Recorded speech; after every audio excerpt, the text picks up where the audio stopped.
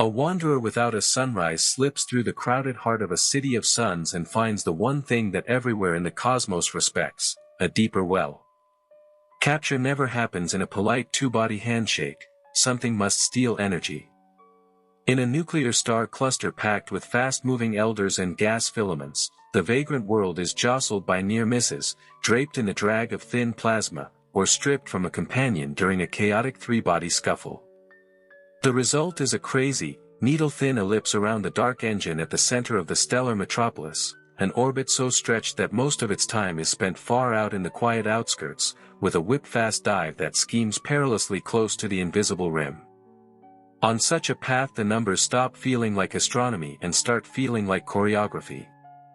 Imagine a semi-major axis of 100 astronomical units around a central mass of 4 million suns. The period is months, not millennia, because gravity scales with the central heft. Let the eccentricity swell to 0.99 and the pericenter tucks near 1 astronomical unit, just outside where tides would start tearing an Earth-class body into gravel. Each loop the pericenter swings forward by tens of degrees thanks to general relativity, drawing a rosette in space, a rose sketched by time dilation. If the central spinner carries angular momentum, frame dragging twists the orbital plane as well, a subtle nod from spacetime that the core is not just heavy but whirling. Life on the surface, if there is a surface, becomes a physics seminar. Far from the abyss, the drifter is a deep space world, starless skies, a temperature set by internal heat and any blanket it carries. Thick hydrogen atmospheres do a surprising job of trapping geothermal warmth, and tidal kneading at each close pass adds pulses of energy that propagate like planetary heartbeats. The strength of that kneading depends on the world's elasticity and dissipation, the same ingredients that light up Jupiter's moon Io, scaled to ridiculous by the mass contrast. Rocks flex, faults creep, mantles stir, and on an icy globe, high-pressure oceans may swell beneath shell ice, then freeze a little between pericenter beats, riding a sawtooth of climate into the crust. The plunge is a different universe. The sky brightens not with a sun but with a glowing, asymmetric halo, the innermost gas of the central maelstrom. X-rays and hard ultraviolet surge during flickers of accretion, charged particles roar along magnetic field lines, the black circle at the center wears a thin ring of lensed light, a distorted promise that everything luminous behind it has been bent. Radiation eats chemistry for breakfast. Atmospheres puff, upper layers haze, molecules fracture and recombine into photochemical soups that rain hydrocarbons. If the world carries a magnetic field, its motion through magnetized plasma turns it into a giant unipolar inductor, driving currents that close through the surrounding sheath and ignite auroral ovals with energies that make Jovian displays look like candlelight. Pericenter is a storm season and an electrical season and a geology season, all at once. Whether the globe survives depends on the knife edge between gravity and material strength. The tidal radius for an Earth mass body near a multi-million solar mass monster sits of order half an astronomical unit. Dip inside that and the planet unthreads into a stream. Go too far and the debris becomes a luminous ribbon, wrapped into a tight ring by differential gravity, shock-heated where the stream intersects itself, and then bled into the inner flow as dust and gas, an appetizer for the central furnace. Skirt just outside and the world lives to loop again, losing a little orbital energy each time to tides within itself and to interactions with the ambient medium. Over many circuits, the needle ellipse shortens and fattens toward a tighter path. For small bodies that process is glacial, but the direction is one way unless another kick intervenes. Detection is a game of patience and cleverness. There is no host star to dim with a transit, no reflected sunlight to flash at opposition. Instead, astronomers would look for periodic infrared brightening as the surface or atmosphere is heated at closest approach, for submillimeter or radio bursts from induction-powered aurora, for faint, transient dust arcs if volatile ices sublimate and condense into rings that glint at certain viewing angles. The timing of those flares, together with their relativistic clock drift as the pericenter precesses, would betray the mass and spin of the central attractor. In a well-watched core, the bustling downtown of this island universe, precision astrometry could even catch the gravitational tug of a planet-mass body on nearby test particles, the way the famous S-stars chart the central gravity but on tinier scales. Chemistry on a captured nomad is written by extremes. With no daily sunrise, the default climate is stratified and slow, but pericenter injects oxidants, nitriles, and radicals that never see equilibrium. On a rocky world, magma ponds erupted by tides may glass over between passages, preserving layers like tree rings that encode the timing of each dive. On an icy colossus, methane clouds could seed hydrocarbon snow that is erased on the next furnace swing, a periodic resurfacing cycle that paints latitudes by orbital phase. If a thick hydrogen envelope exists, pressure broadening and collision-induced absorption can warm the deep troposphere into habitable temperatures even in the cosmic night. Add tidal power and you have a laboratory for life that ignores suns and worships gravity. Habitability here is not a soft meadow under blue sky, it is a dark ocean under ice, keeping its own calendar by the beat of spacetime. Dynamics in the central precinct of the star archipelago never rest. Resonant relaxation rattles orbital orientations as passing stars exchange tiny torques. Correlative cycles driven by the cluster can pump eccentricity higher and inclination stranger. A brush with a compact object can tilt the ellipse into a new plane.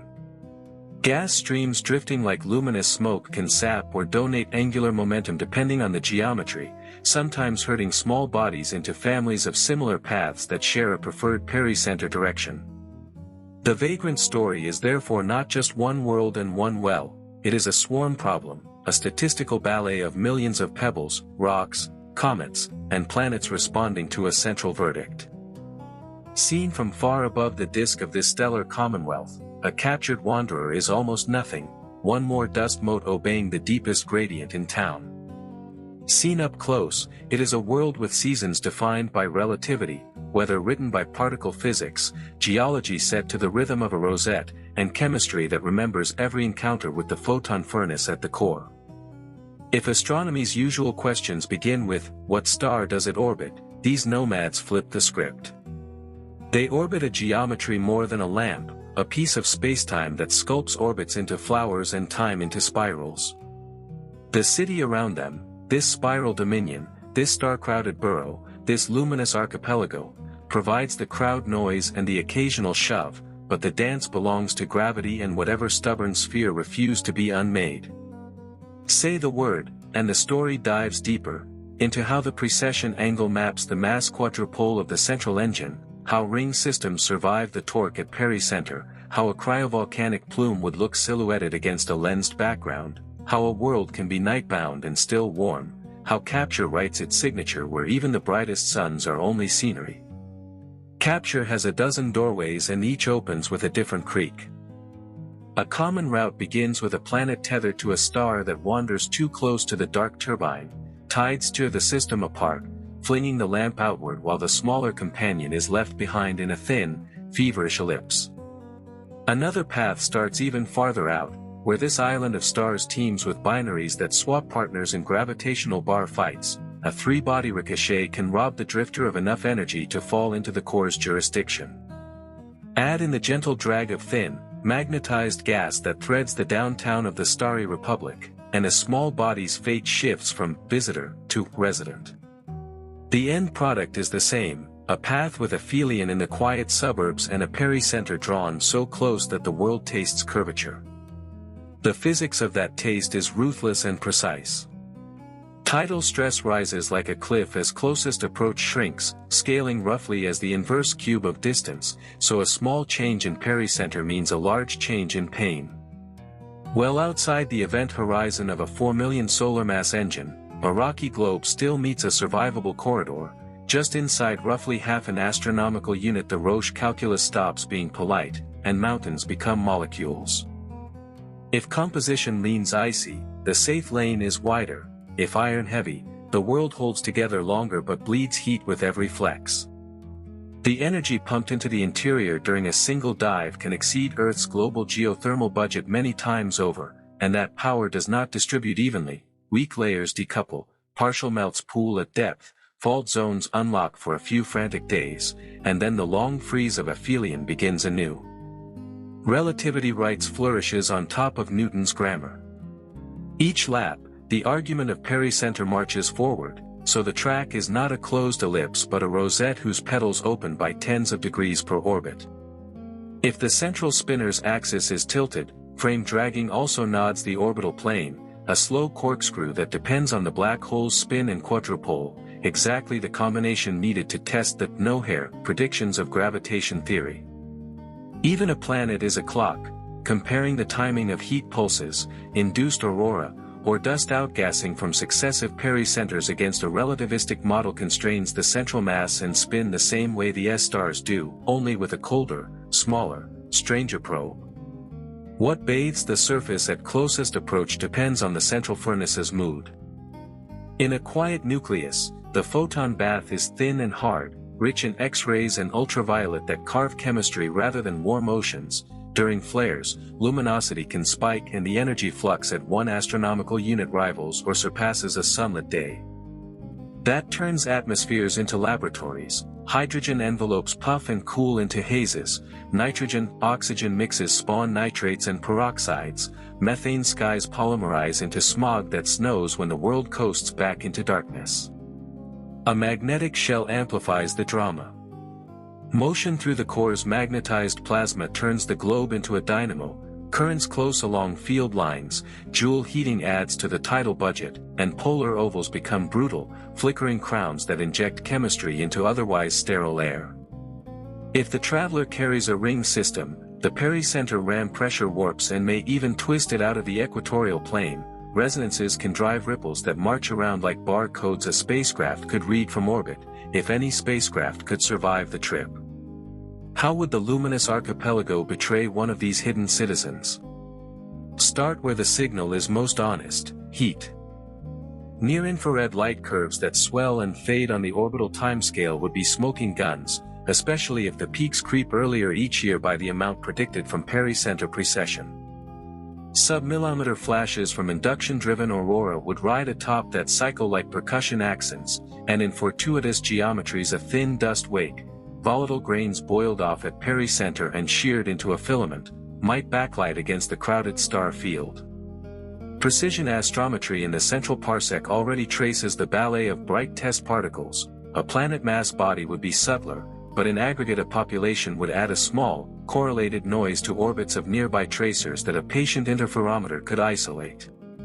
On the gravitational wave dial, a rock looping at a few tenths of an astronomical unit around a monster is too quiet for current ears. A super-Earth pressed into a tighter, faster rosette around a more massive dynamo could creep into the lowest bands of a future spaceborne antenna, whispering an extreme mass ratio murmur at millihertz. Origin stories matter because they leave scars. A world stripped from a star within this spiral dominion might keep a residual moon, and that companion can act as a heat valve, pumping eccentricity and modulating tides the way Io and Europa share energy. A body formed in the cold outskirts of the stellar continent, then scattered inward across kiloparsecs, would arrive rich in volatiles and poor in refractory crusts, favoring ocean underice outcomes and atmospheric hazes. A fragment of a shattered super-Earth might come preheated and metallic, its magnetic shield strong and its surface bare. Some vagrants will finish as streamers after one unlucky dive, others will circularize into close-in embers that feed dust to the central flow, and a stubborn few will surf the knife-edge corridor for millions of years, carving a private calendar into rock and ice. Between passages the night is honest and slow. Without a sun, climate is a negotiation among internal heat, blanket gases, and radiolysis by cosmic rays. Hydrogen-rich mantles can push deep tropospheres to temperate pressures and temperatures even in darkness, add tidal needing every few months and a subsurface ocean becomes not just likely but vigorous. Life, if it cares only for gradients and solvents, could regard the whole nebular conurbation as a sky it never needs. Metabolism chews on oxidants laid down in storm seasons and waits out the cold.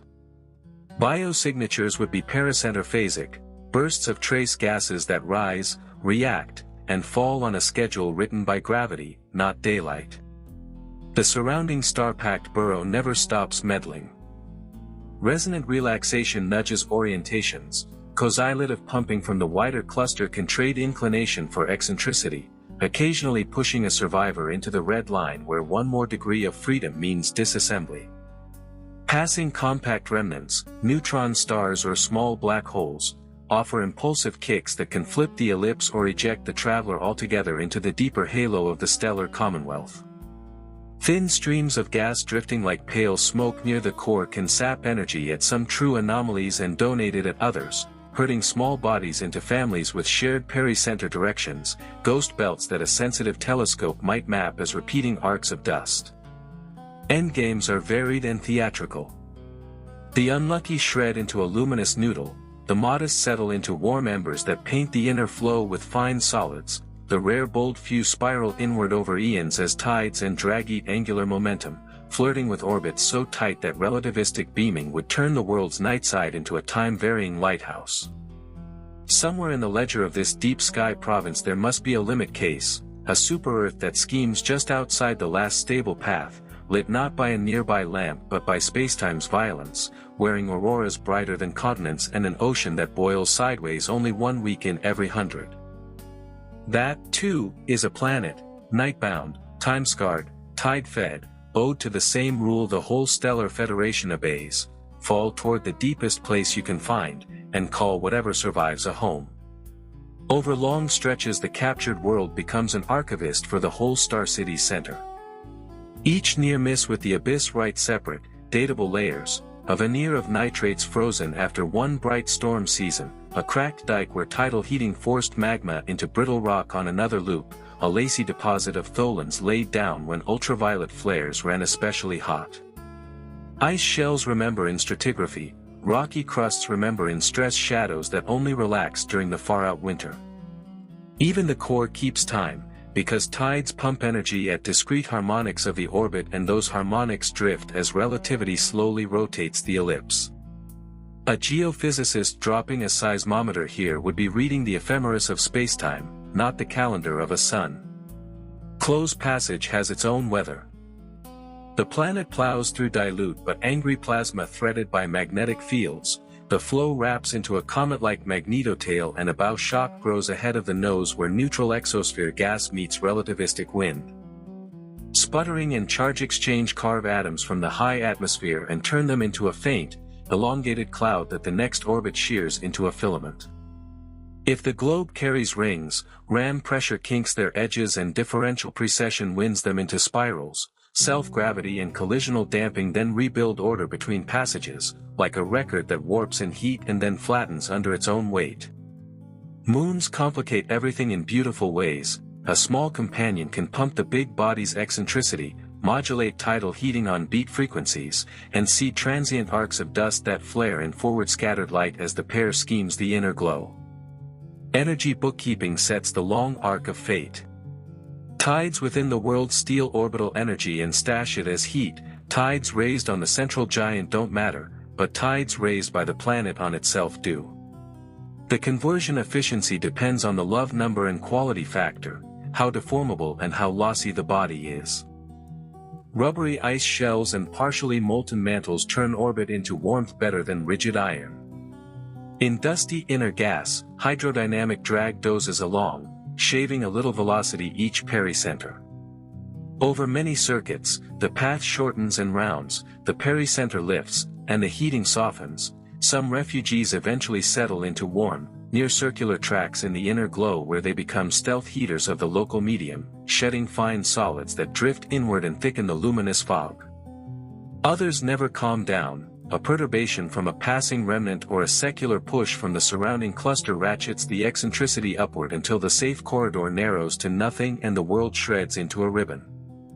The ribbon stage is its own astronomy.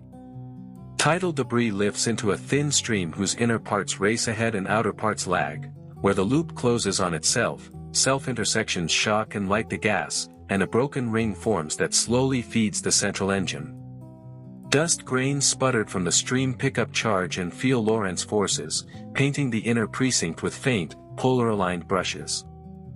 If any of that debris crosses our line of sight to a bright background tracer, the light curve would show multiple, sharp-edged dimmings spaced by the stream's thickness and the ring's precession. The geometry would be a decoder ring for the mass and spin of the core and a post-mortem for the world that didn't make the cut.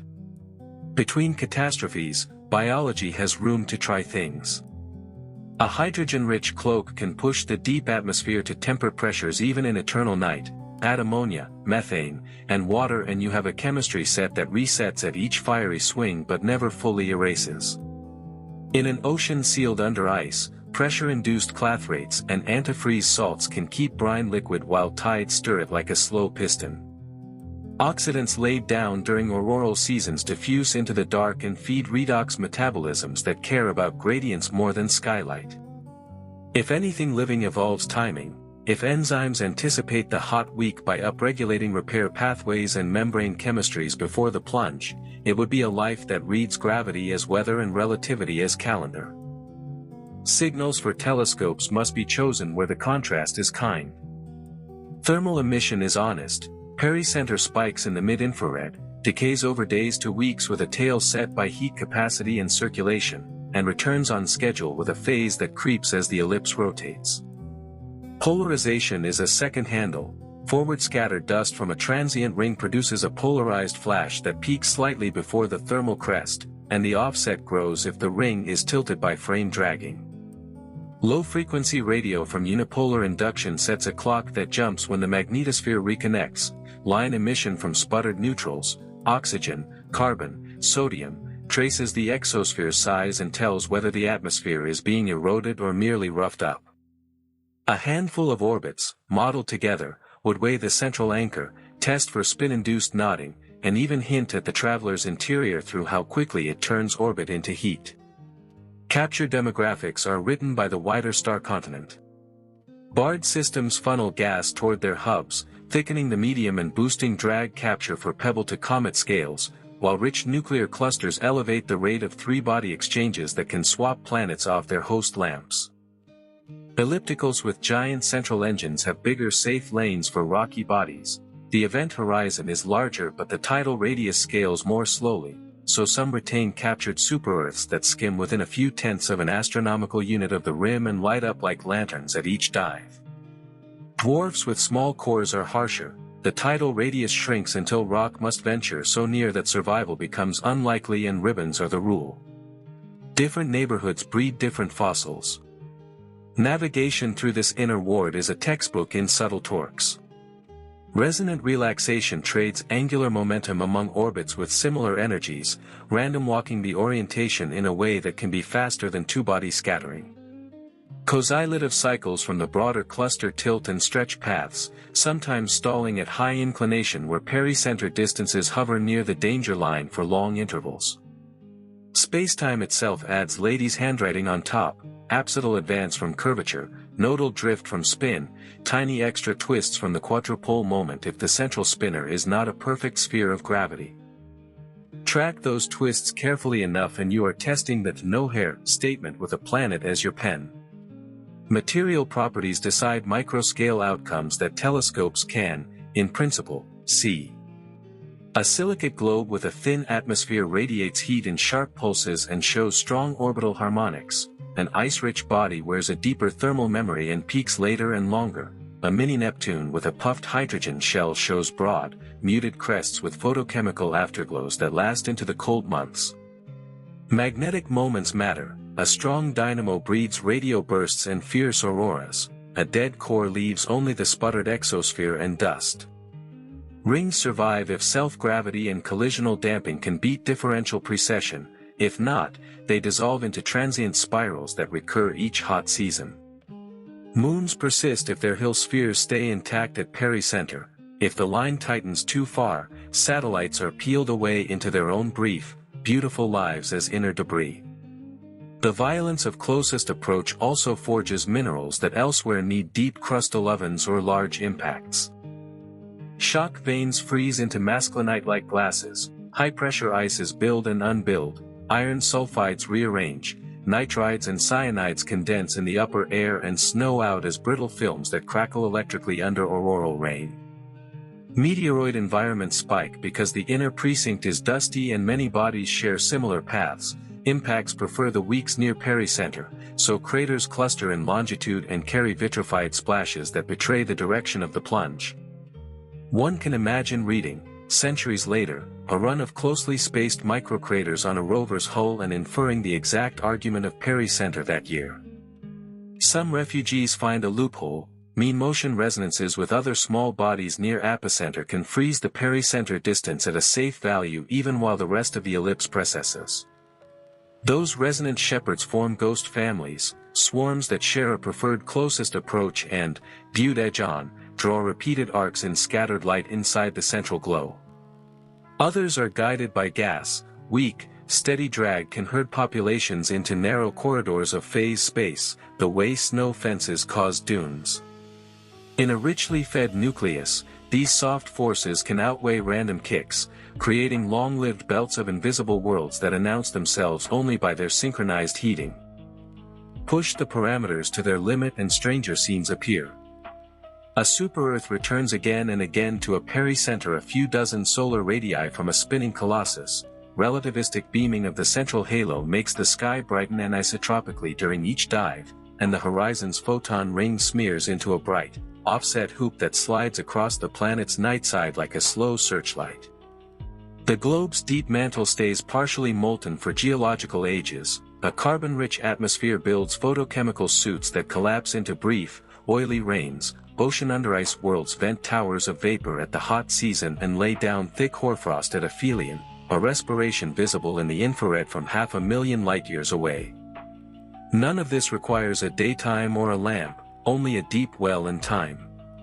From afar, this starry republic's core looks calm, a soft glow, a few brilliant flares, a ballet of fast stars.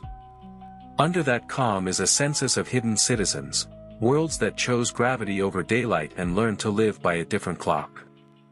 They carry seismograms of curvature in their crusts, auroral scars in their skies, chemistry written by radiation instead of sunshine, and histories punctuated by tides rather than seasons. Call the host what you like, the spiral realm, the island of suns, the luminous federation. The rule at its heart is simple and absolute: fall toward the deepest place, learn its rhythm, and if you can, make a life there.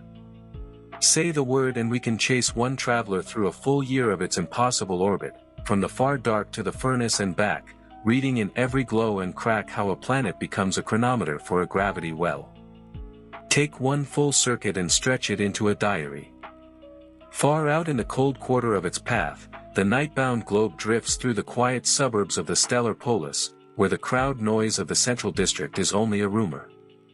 The sky is a powdered salt of distant lamps. The great dark turbine is just a smudge of high-energy frost, brighter to instruments than to eyes. Here the planet breathes slowly. Convection cells in the mantle climb and fall without hurry. Tidal stress is a background hum, and any ocean beneath ice turns over on month-long loops, not minutes.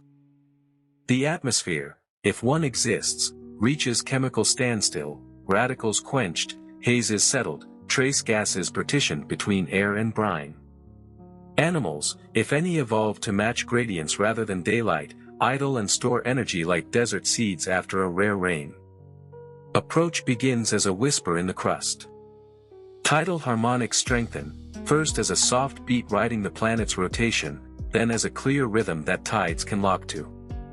Faults unglue at predictable longitudes, cryovolcanic throats pressurize, ring particles march into spiral density waves that a low orbiter could count like grooves on vinyl. The sky brightens in a way that no childhood teaches, not from a rising lamp, but from a whole quadrant growing milkier as the inner halo of the central dynamo swells with Doppler-boosted light. Magnetic drapery thickens around the planet's moving obstacle, the bow shock intensifies and the magnetotail lengthens, beating with reconnection sites that pop like underwater welding. Midway through the plunge, induction turns the world into a generator. Motion across the core's tangled field drives currents that close through the ionosphere and the interior. Joule heating adds to the budget, auroral ovals widen and split. The spectrum hardens. X-rays punch chemistry into pieces, ultraviolet scribbles nitrates into the high air, and charged particles dive down field lines to seed odd nitrogen and peroxides that will sink into oceans weeks later as slow oxidant rain. If the cloaked traveler is a sub-Neptune, the puffed hydrogen mantle cools and expands at altitude even as deeper layers warm. If it is rocky, the daytime that never comes is replaced by thermal bruises, hotspots set by stress rather than sunshine, that drift under jet streams like continents of fever. Closest approach arrives as geometry, not sunrise. The horizon wears an offset ring where photon paths graze the rim of the abyss.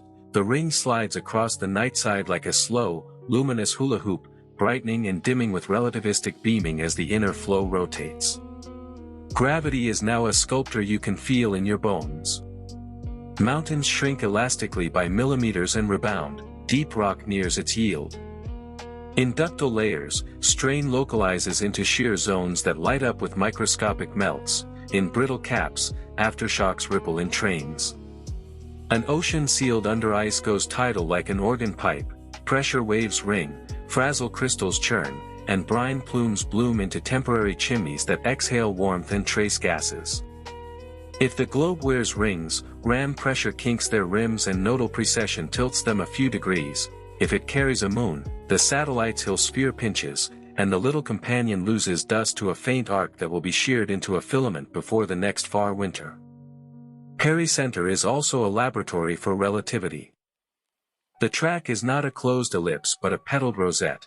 After each dive the argument of pericenter jumps forward, so the next furnace week arrives at a different longitude. If the central spinner's axis is tilted, the orbital plane nods, and the ring's shadow at pericenter swings year to year like a sundial that reads spacetime. Those tiny geometric shifts are clocks. Fold the mid-infrared light curve on the nominal period and watch the peak creep, map polarization spikes from forward scattered dust and see them march relative to the thermal crest, time radio bursts from induction and measure the beat as the plane precesses. Put those beats together and you weigh the central anchor, gauge its spin, and sketch its quadrupole, the way a bright S-star does, but with a cold, small, stubborn pen. After the whip, recovery. The plasma thins, radiation softens, the bow shock retreats, aurora dim to ghostly caps. Chemistry keeps momentum, nitrates rain out, peroxides and NOx burrow into brines, polymer haze snow settles like a dirty hoarfrost that later sublimates from the subpolar basins. Thermal inertia writes fat tails into the light curve, a rocky globe's emission drops fast, an ice-rich world lingers, a mini-Neptune smears the peak into a broad shoulder with photochemical afterglow.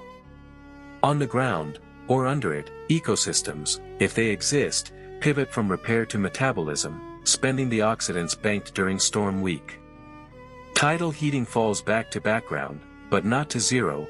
The interior remains warmer than any starless night would allow, and over geological spans the cumulative budget rivals small moons in ordinary planetary systems. Zoom out to the host to see why these stories differ across neighborhoods. In a barred stellar province, gas lanes feed the hub and thicken the medium. Aerodynamic capture favors pebble to comet scales and shepherds small worlds into families with a shared pericenter direction, ghost belts that paint repeated arcs of faint dust inside the central glow. In a giant ellipticals downtown, the central engine is heavier and the safe corridor for rock is wider. Captured super-Earths can skim close, survive, and become periodic heat lamps that season the inner fog with solids.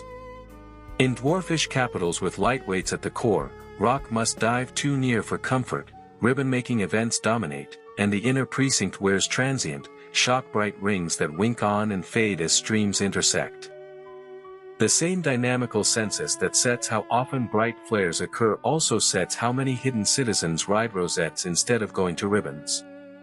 Instrumentation chooses its battles.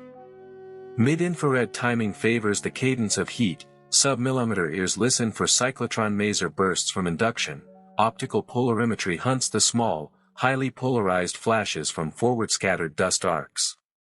High-resolution spectroscopy targets alkali lines, sodium, potassium, broadened by pressure and seasoned by sputtering, while neutral oxygen and carbon glow in forbidden lines that tell how much exosphere is being gnawed away. Precision astrometry in the inner parsec catches tiny, correlated tugs on nearby tracers. Even if no single world stands out, a population adds texture to the dance that a patient interferometer can untangle. Future low-frequency space antennas might someday hear the soft gravitational murmurs of the tightest, most massive survivors, a planet-scale extreme mass ratio whisper mapping the deepest contours of the central well. Material strength, not just mass, decides the microphysics that telescopes can read. Silicate skins radiate sharply and crack loudly, ice mantles store heat and exhale slowly, hydrogen cloaks mute peaks and lengthen tails. Strong dynamos blare in radio and paint brutal aurora, dead cores go quiet except for sputterglow and dust.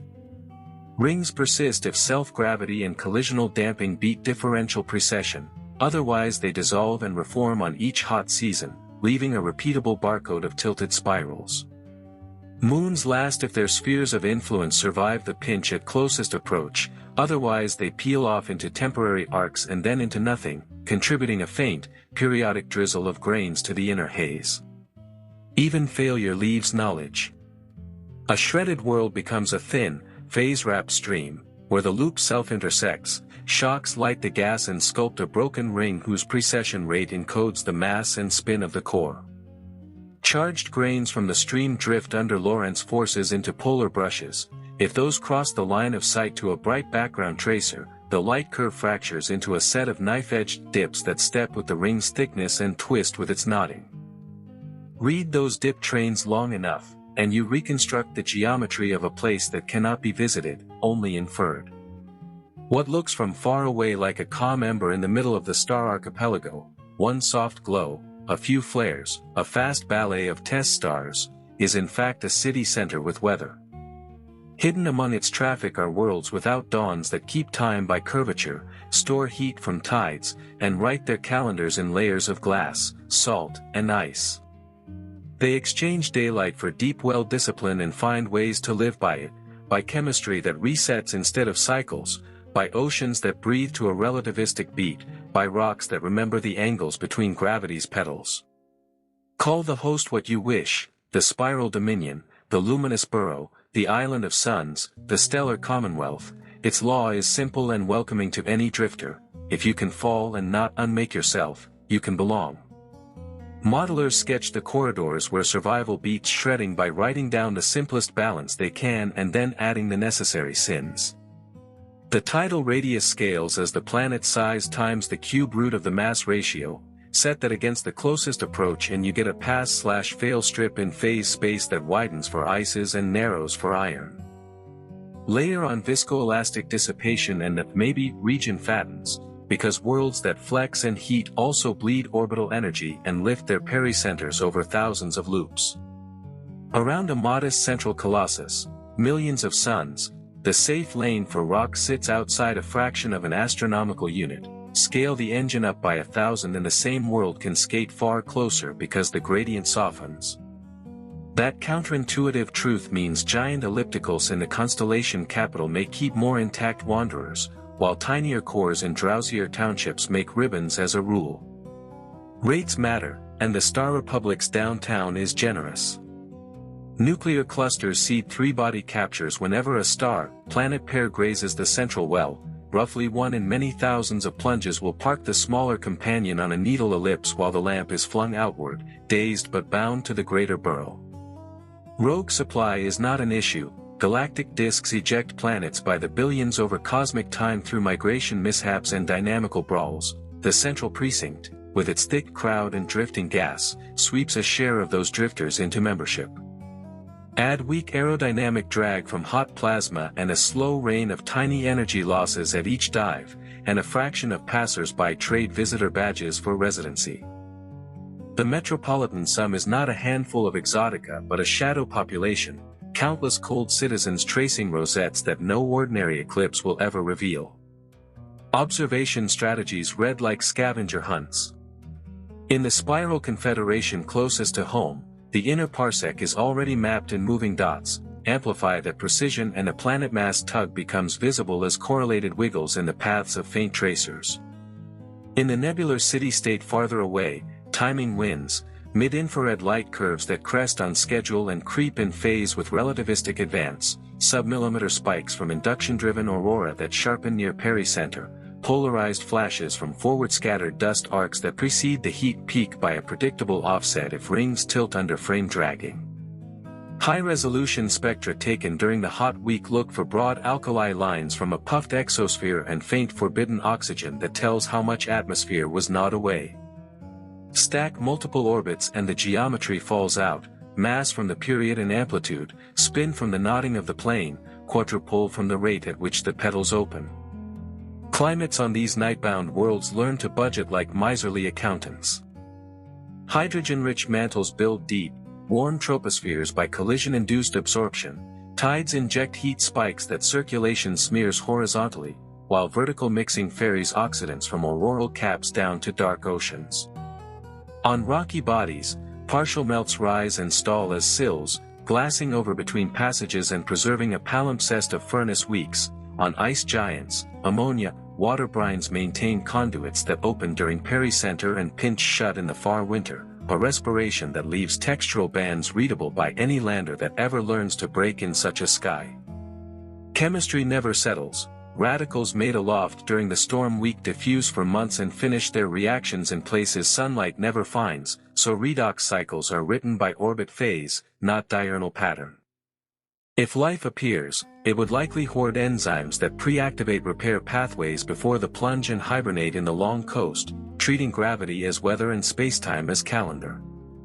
Magnetism carves signatures loud enough for distant ears. Motion across the central field drives Alphane wings that link the world to the glow. The unipolar inductor model predicts radio bursts whose frequencies trace the local gyrofrequency and whose power scales with the square of the relative speed. Those bursts should cluster near true anomaly windows where the planet slices across strongly magnetized streams and where reconnection tears the tail. The induced currents heat the ionosphere, coupling into neutral winds that, in turn, shift where auroral chemistry writes its nitrates and peroxides. A strong native dynamo multiplies the effect, caging charged particles and staging auroral crowns so bright that even the muted night side would flicker in false dawns. A dead core does not go silent, it sputters, but its radio is thin, its aurora ghostly, its chemistry slower.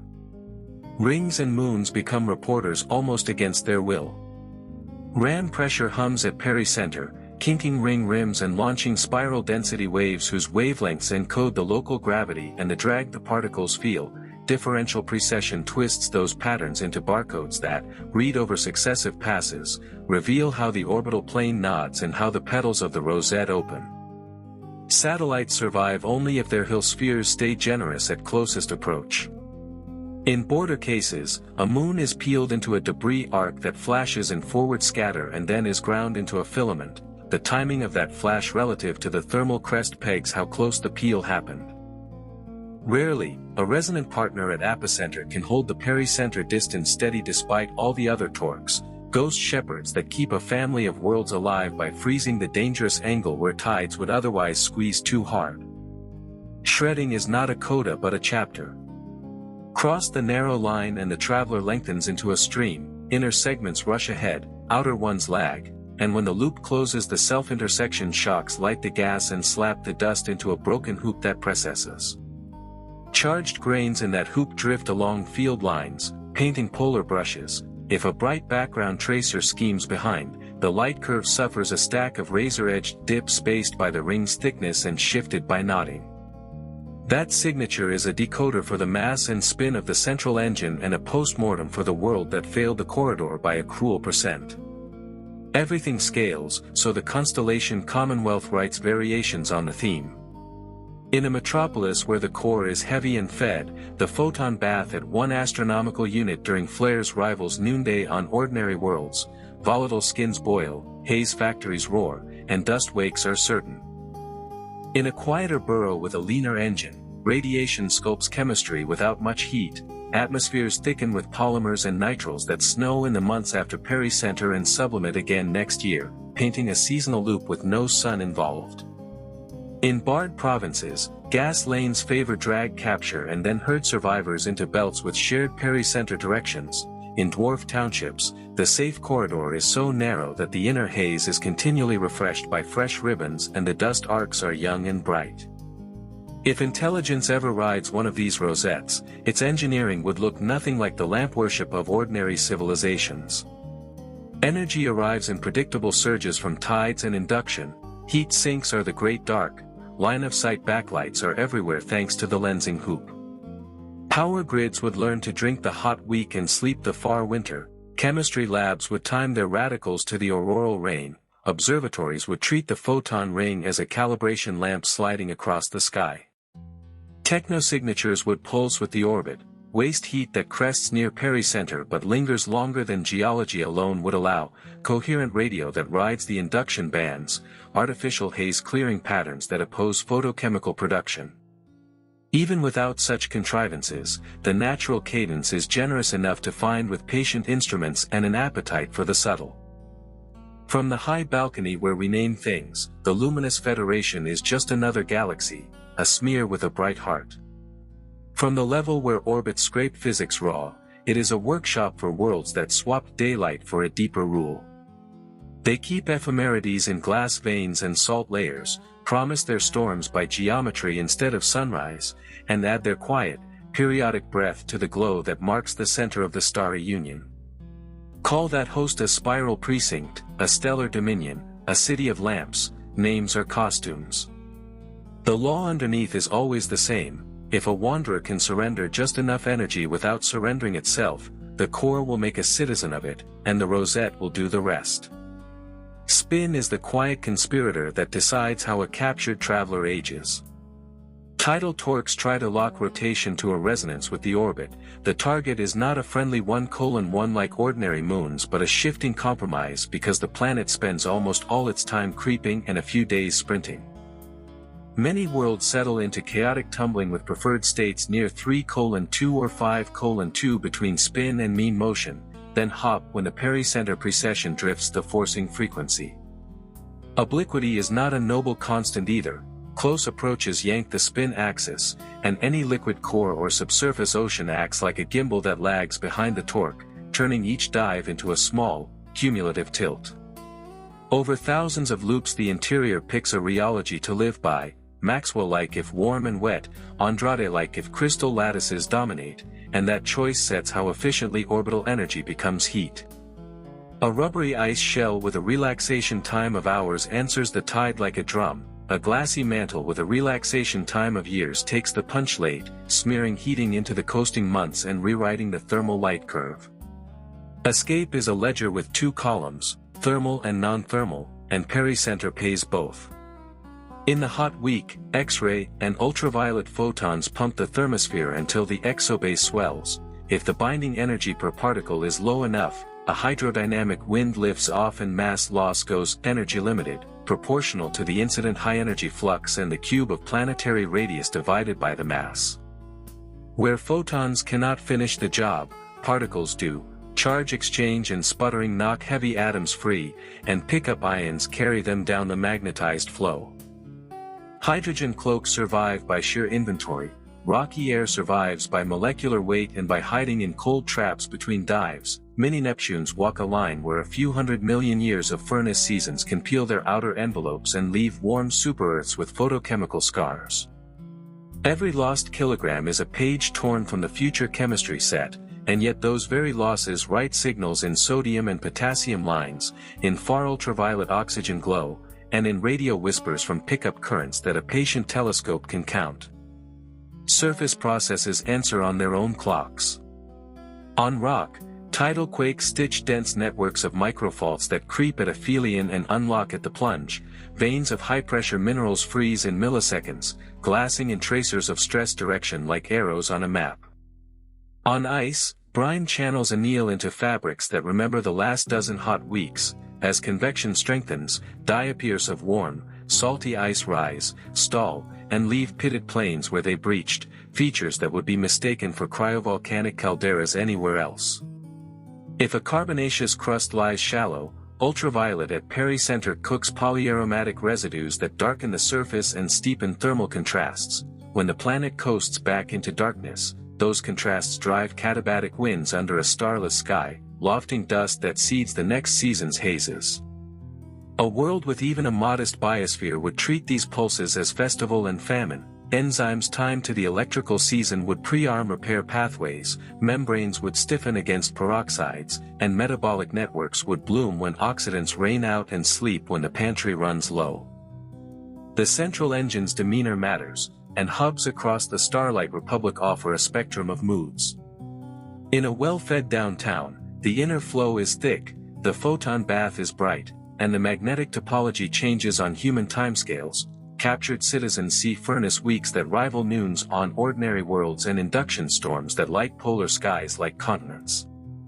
In a leaner precinct, the glow is hard but faint, chemistry is carved more than cooked, and atmospheres evolve toward heavy, stubborn mixes that weather the years by polymerizing aloft and raining thin films that crackle under weak aurora.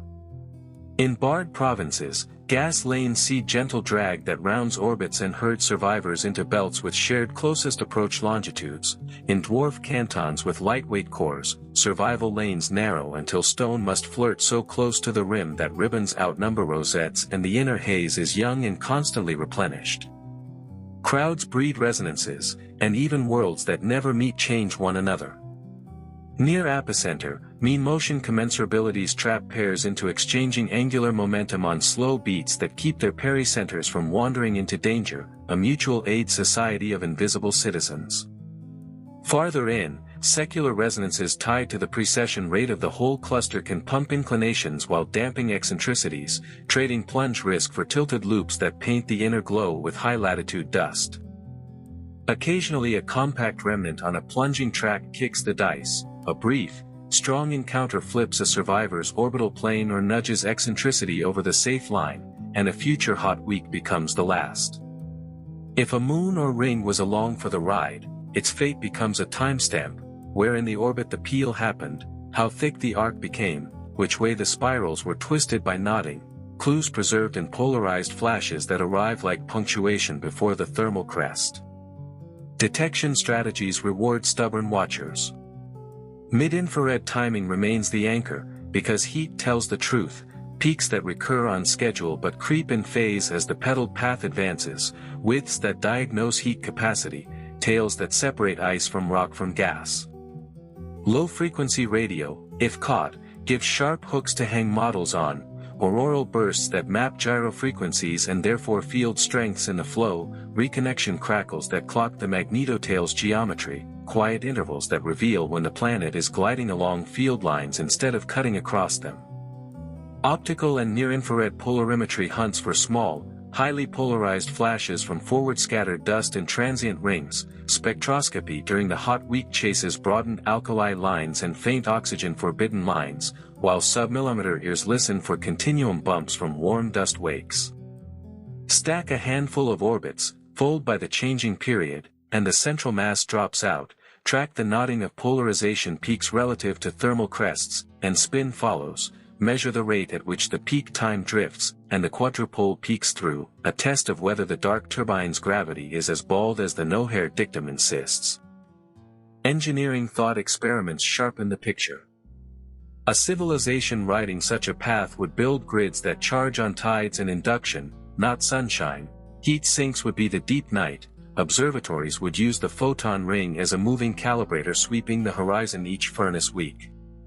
If they farmed chemistry, they would time reactors to the oxidant rain and pipe brines through porous rock when tides are high.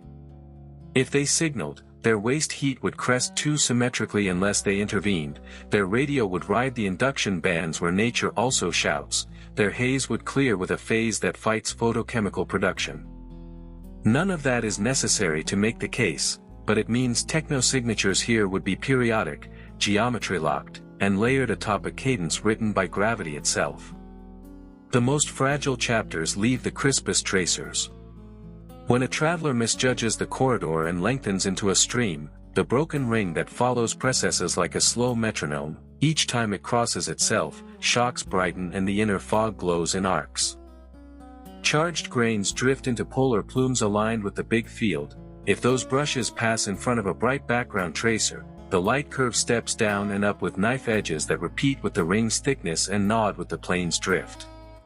Read a few seasons of those steps and you can reconstruct the ring's tilt, the precession rate, and therefore the central spin, an autopsy that doubles as a map of the deepest gravitational contours in town. All of this turns the luminous Dominion's core from a decorative spark into a laboratory where worlds trade daylight for a stricter rhythm. The captured citizens keep clocks in glass veins and salt bands, write calendars in auroral nitrates and polymer frosts, and evolve climates that answer to pericenter rather than noon. They make the inner haze thicker or thinner, they see dust arcs that whisper in polarization, they flex into heat that leaks back out as infrared that anyone with patience can time. Call the host a stellar municipality, a radiant conurbation, a republic of lamps, a city of suns. The name is a label on a law that does not change. Fall toward the deepest well you can find, spend energy to survive the closest pass, store the memory in stone and ice, and come around again on schedule until a kick ends the story or the orbit rounds into a quieter life. Over time the electricity of motion writes architecture across the traveler's skies. Alphane wings tether the globe to the inner glow like invisible guy wires, where those current systems close through the ionosphere, narrow jets of neutral wind spin up and carve long-lived channels in the upper air. Those lanes become the preferred highways for photochemical products after each furnace week, so nitriles and peroxides migrate along repeating great circles that a spectrograph could map as season-locked ribbons. If the world's dynamo is strong, induction pushes it toward a quasi-steady state in which the ionospheric Peterson conductance increases during the plunge, raising the Joule heating fraction and shifting the thermal crest slightly earlier than tides alone would predict. That phase lead is small but diagnostic, a few degrees in true anomaly that separate an ice mantle from a rock mantle, a dead core from a living one. Spin evolution never stops negotiating. Warp-like torques appear even without a sun because the radiation field near pericenter is anisotropic and the surface emits heat with strong longitudinal contrast. The net recoil from that uneven thermal glow nudges rotation rates over many loops. Add a lopsided ring or a triaxial shape and the planet's tumbling becomes a slow walk across resonances, with brief windows of apparent stability followed by chaotic flips when the pericenter advances into an unlucky geometry. Obliquity tides couple to this dance, pumping energy most efficiently when the spin axis hovers near certain tilts. Worlds can self-tune into these hot tilts and then drift away again as the rosette opens petal by petal. Rings tell their own patient story. Pointing, Robertson drag and plasma drag both act at pericenter, shortening particle semi-major axes in bursts. Between dives, collisional cooling and self-gravity shepherd the debris back toward narrow bands. Differential precession under the central quadrupole twists those bands into repeating spiral barcodes. Frame dragging adds a slow nod that lifts and lowers the pattern against the planet's equator. Read that barcode over a handful of orbits and the central spin sign, prograde or retrograde, drops out, along with a crude measure of its magnitude. If a small shepherd moon survives, its wake carves scallops whose spacing fixes the moon's mass. If the moon is peeled during a particularly hard season, the sudden loss imprints a sharp change in the ring's optical depth that becomes a timestamp for the corridor's narrowing. Geophysics turns the orbit into mineralogy. At pressures found a few hundred kilometers down, silicates cross phase boundaries that sequester water and carbon differently. Pericenter pulses can drive short-lived dehydration or decarbonation fronts that move upward as waves. Those fronts leave glassy, volatile pore veins frozen on minute timescales, an igneous Morse code that records not weather but geometry. In ice, clathrates form and fail on the march. Methane clathrate cages build between dives and collapse when pressure drops in tidally pumped fractures, venting plumes that paint nearby snow with dark organics before the cold winter seals the holes. The cumulative effect is a crust that looks like it endured alternating impact epochs and volcanism, except the spacings are clockwork and the provenance is gravity, not randomness. The radiant municipality that hosts this all furnishes backlights for free. The photon ring is a moving calibration lamp. Background stars in the inner arcsecond of the hub are plentiful. Filaments of ionized gas thread the district like neon signs. A transient dust wake from the traveler, viewed against any of those backgrounds, polarizes light by forward scatter, polarization degree and angle peaks slightly before the thermal crest, and the offset grows if the orbital plane nods from the core's spin. In an observatory's ledger, that means thermal phase curves in the mid-infrared to anchor the heat, polarimetry in the red and near-infrared to time the dust flashes, sub-millimeter monitoring for induction-driven cyclotron-masers, and high-dispersion spectra around the sodium and potassium doublets to catch puffed exospheres broadened by pressure and stirred by sputtering. Stack a few orbits, fold by the creeping period, and the mass, spin, and quadrupole of the central citadel arrive without a single eclipse. Population thinking turns anecdotes into a census. Disks fling out wanderers by the billions, nuclear clusters in star archipelagos run three-body exchanges as a matter of course, gas lanes in barred provinces thicken the medium and make aerodynamic capture plausible for anything from gravel to icy dwarfs. The capture cross-section for planet-star pairs grazing a central engine scales with the density of binaries and the velocity dispersion of the downtown, both rise toward the core. Even if only a sliver of encounters end in residency, the steady supply over gigayears implies a shadow population, cold citizens on eccentric rosettes, a minority shredded into ribbons, a smaller minority circularized into warm, dim embers that seed the inner fog with dust. Their integrated effect may already be in our data as excess, phase-coherent variability and faint, repeating arcs inside the central glow that no supernova remnant quite explains. Habitability, stripped of daylight, becomes a question of budgets, shields, and timing. A hydrogen ocean under a heavy sky can sit at room temperatures at depth even in the long coast, with convection closing the loop between the oxidants laid down by aurora and the reductants percolating from hydrothermal systems pumped by tides.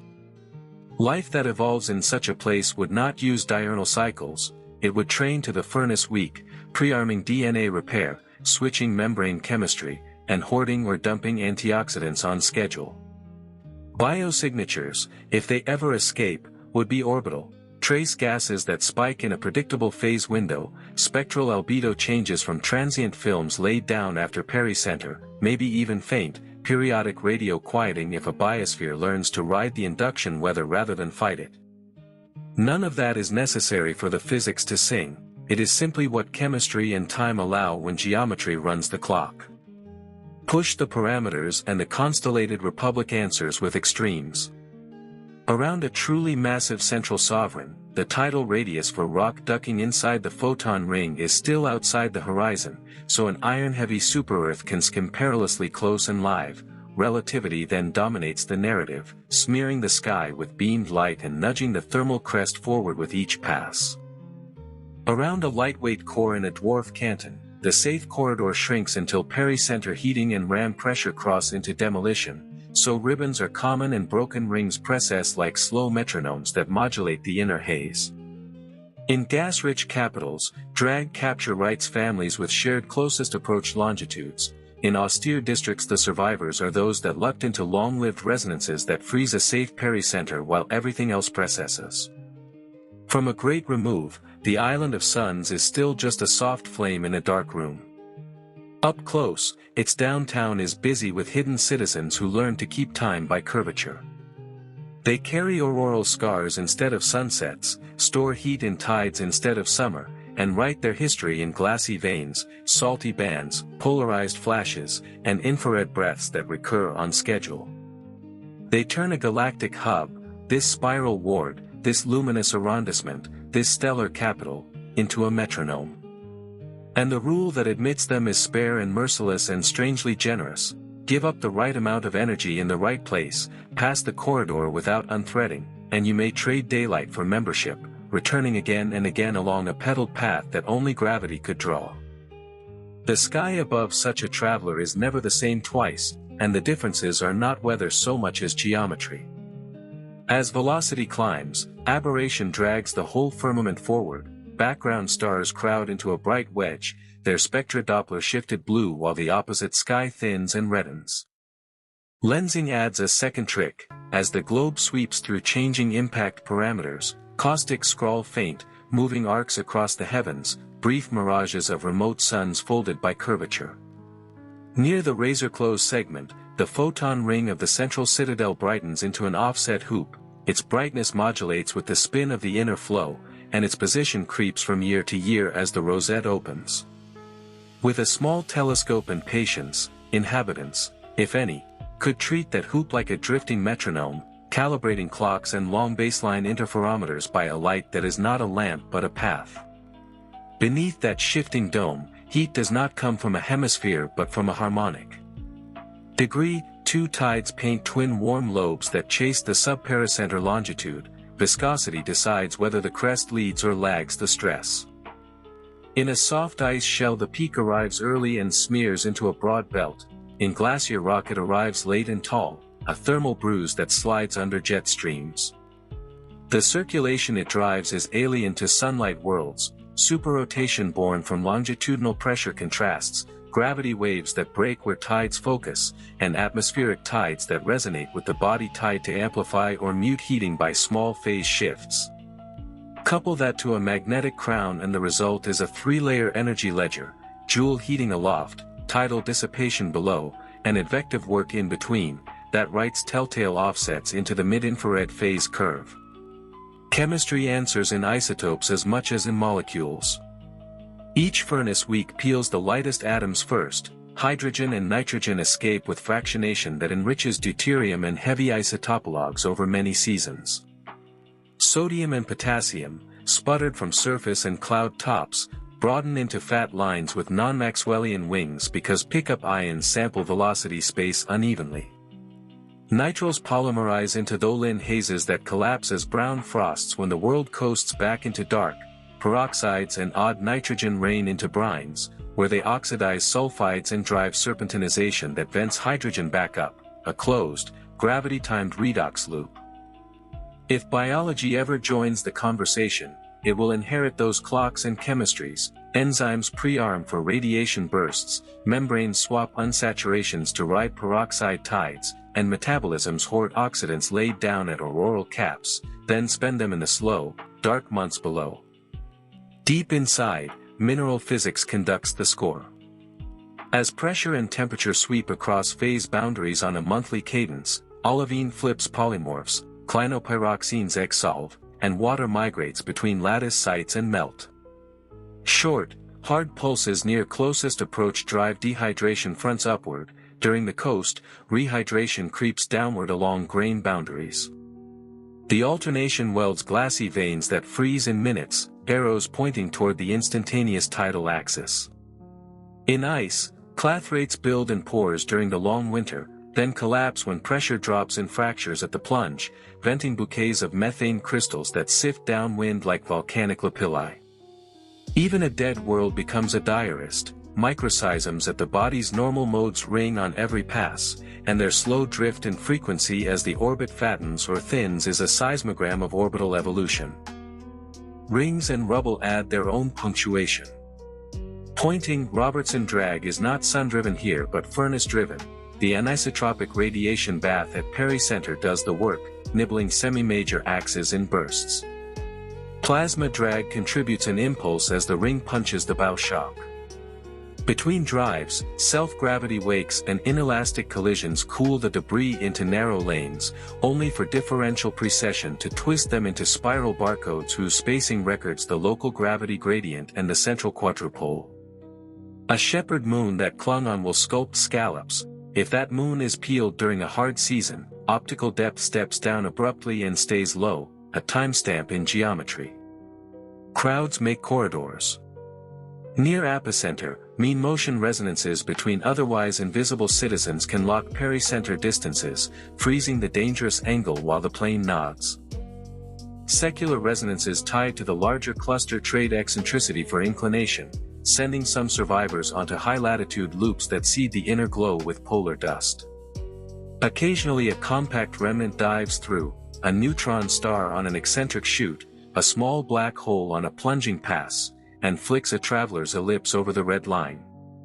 The aftermath is bright and diagnostic, a thin streamer phase wraps, self-intersects, and builds a broken hoop whose precession rate is a clean measure of the central spin, charged grains drift into polar brushes that, when they skate across a backlit filament, carve knife-edged dips in a light curve that step with ring thickness and nod with frame dragging. From far outside the lamp city, the signs are subtle but stackable. Mid-infrared light curves that crest on schedule but creep in phase as pericenter advances, sub-millimeter bursts that cluster at predictable true anomalies where induction bites hardest, polarized flashes that arrive just before the heat peak when forward-scattered dust rings the globe, alkali lines broadened by pressure and spiced by sputtering during the hot week. Precision astrometry in the inner arcsecond of the galactic capital adds a statistical lever. Even if no single planet's tug is obvious, a population corrugates the orbits of faint tracers in a way that an interferometer with a long memory can peel out. In gravitational waves, only the tightest, heftiest survivors will murmur in millihertz bands, planet-scale extreme mass ratio whispers, but if the luminous arrondissement is generous, there will be more than one, and their chorused phasing will chart the deepest metric where photons and dust cannot go. The long fate of a captured sphere is a slow bargain with dissipation. Tides inside the world fatten the ellipse and lift pericenter. Weak hydrodynamic drag near the inner flow steals specific angular momentum. Resonant kicks from neighbors add stochasticity. Many paths round toward warm, dim embers threading inside the inner haze, where the globe sheds fine solids that catalyze molecule making in the glow. A minority ratchet upward in eccentricity until the corridor narrows to nothing and the world becomes ribbon, ring, and finally fog. Scale the central sovereign up and the safe lane for rock actually widens, the gradient softens, so an iron-heavy super-Earth can skim outside the photon ring and live. Scale down to a dwarf Canton and survival demands almost impossible aim, so streams and newborn hoops become the norm. Spin and tilt never truly settle. Anisotropic re-radiation near pericenter, no sun required, acts like a YORP engine, whispering torque into uneven terrains and lopsided rings, chaotic tumbling toggles among resonant islands, 3:2 for a few centuries, 5:2 for a few more, then a sudden flip when the pedal angle lands wrong. Obliquity tides sip energy best at special tilts, and interiors with oceans or liquid cores lag the torque, ratcheting axis angles by fractions of a degree per thousand orbits. All of that is visible in principle because it changes the phasing of heat, the width of the crest, and the polarization angle of dust flashes. A map of those drifts over a handful of years is a poor man's interior probe, ice versus rock versus gas, dead core versus living dynamo, read across parsecs. Even the background turns into a tool. Pulsars grazing the inner burrow throw steady radio ticks. When the traveler swings between us and one of those clocks, the path length shifts by tens of microseconds from Shapiro delay in the central well and by nanoseconds more from the planet's own gravity, modulated at the orbital phase. Stack enough passes, and you isolate the small, periodic signature of a world that never transits anything and reflects almost no sunlight at all. If a bright filament snakes behind the globe at pericenter, microlensing by the planet briefly spikes the filament's brightness with a two-peaked, asymmetric blip whose separation encodes the Einstein radius and therefore the mass. Detect two such blips a year apart, creeping earlier by the apsidal advance, and you've weighed a nightbound object with geometry alone. Push imagination toward engineering and the constraints sharpen rather than blur. Power comes in tides and induction. Heat sinks are inexhaustible night. Communication loves the low-frequency bands where auroral physics already shouts. Infrastructure would cluster along stress shadows that go cool between furnace weeks. Drilling would follow seismic nodes that ring strongest at each pass. Agriculture, if chemistry earns the name, would be brine-based, redox-timed, and shielded under meters of ice or rock. Waste heat would crest too symmetrically unless managed. Haze clearing would fight photochemical production on a schedule written by orbit. Radio beacons would either avoid or lean into gyro frequencies where the sky is loudest. Even without artifices, the natural cadence, thermal, polarimetric, spectroscopic, astrometric, gives us all the hooks we need. From a distant ridge where we label whole structures, the spiral dominion is a soft ember with a bright kernel. Drop to the level where a single captured sphere keeps time, and that kernel is a machine for writing memory into matter. Planets without dawns become clocks, rings turn into barcodes, dust wakes into polarizers, veins of glass into arrows that point toward pericenter long after the orbit has changed. The rule of the radiant municipality is austere but enabling. Part with the right energy in the right place, thread the corridor, and the city of suns will grant you a path that repeats. On each return you will be shaved by fields, cooked by photons, kneaded by tides, and lensed by geometry, and if you are stubborn, you will learn to live by it, leaving signals across the spectrum for anyone, anywhere in the island of lamps, who knows how to read a beat drawn by gravity.